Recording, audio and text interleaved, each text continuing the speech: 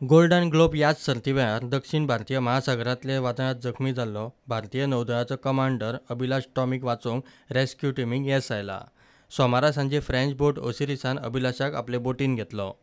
ऑस्ट्रेलियाची नौदळ बोट बेल्लारड ताका मंगळारा आपले बोटींत घेतली.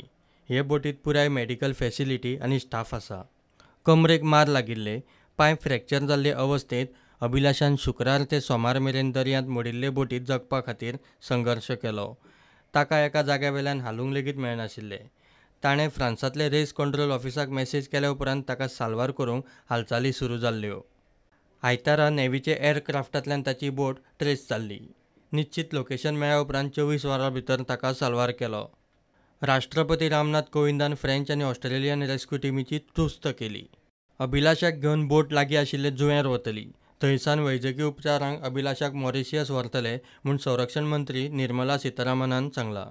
Bureau report, prudent.